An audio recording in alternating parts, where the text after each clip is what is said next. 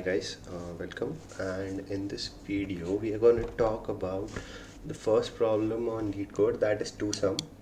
In this problem, what we have to do is that we are given with an array named nums, and we have to uh, find two indices, the indices of two numbers, such that the sum of the numbers at these indices is equal to this integer given, that is target.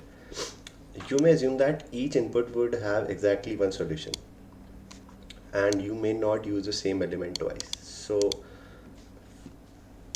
what they are trying to say is that, suppose we have this array uh, 2, 7, 11, 15,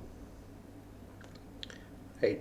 So they are asking us return the indices such that the numbers on those two indices is equal to 9.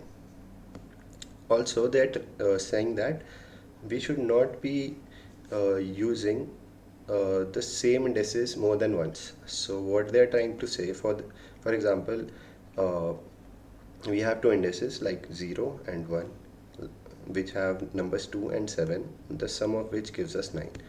So they are saying that we should not consider 7 plus 2 equal to 9 after we have got this. So one approach we can follow is, in this array we can iterate over the array, selecting element on each index once, then iterating on this array again and looking at numbers on each index and adding them up, and checking if the sum is equal to 9 or not. One thing we have to look, in this is that we should not be considering the same indices when we iterate in this iterate for the second time. What I mean to say is that when we iterate for the first time, let's say we have this index 0 and the element is true, and when I iterate on this array again, then I should not be considering this index again, right?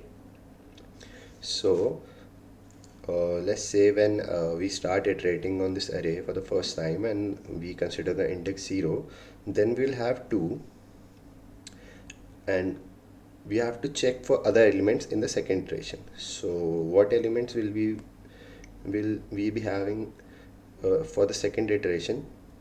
They will be 2, 7, 11, 15, but we should not consider this one because they both are same. So what we can do is we can apply a condition on this, that we should not have two indices that are same. So when two indices are not same in both the iterations, so we can have 2 plus 7 is equal to 9, 2 plus 11 is equal to 13, 2 plus 15 is equal to 17. So here we got the two numbers that sum up to 9, which have the index 0 and 1. So we can try to code this up now. Okay, so it is saying we have to return a vector of type integer. So we'll consider a vector.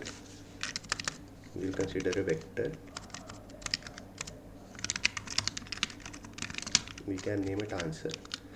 Then we can start iterating over the array or the vector named nums, and our first iterator will be I.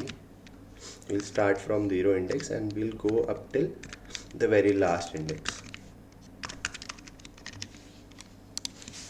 In the second iteration, we can take another integer named j for iterating, and we can take this up to the size of the vector nums as well. But we have to be careful for the condition which I already explained, that is we should not be considering two indices, right? So we should add a condition here that I should not be equal to j plus plus. Now simply we can check if nums of I plus nums of I plus nums of j is equal to target. So if these two numbers equal to target, then what we're going to do is we are going to push those indices into our answer vector. That is, we are going to push back I, and then we are going to push back j. Now I'm going to tell you one more thing, that is suppose in this array, when I comes on this index, right? So when I comes on 7, it will have these choices 2, 11 and 15, right? We are not considering 7 this time because we have excluded that particular index in our second for loops condition, that I is not equal to j. So in this case 7 plus 2 again will be equal to 9. So we don't have to consider this time.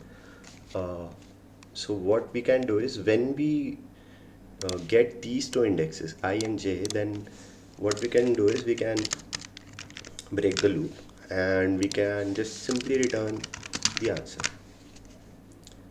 So iterating for the first time, iterating for the second time, also checking that I is not equal to j. If any two numbers in the nums vector equal to target, then we should just simply push those indexes into our answer vector.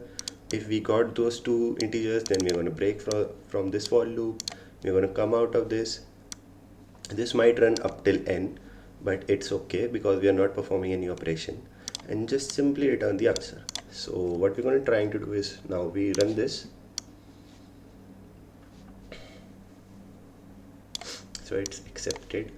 Now I'll submit this.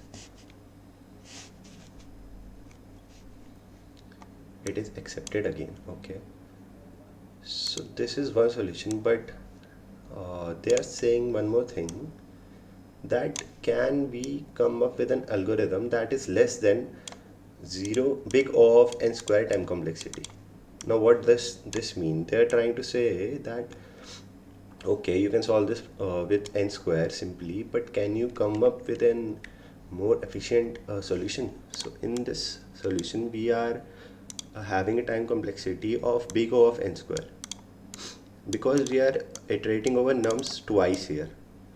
This is the first time and this is the second time, so the time complexity is big O of n square. In the second video we're going to talk about another approach for the same.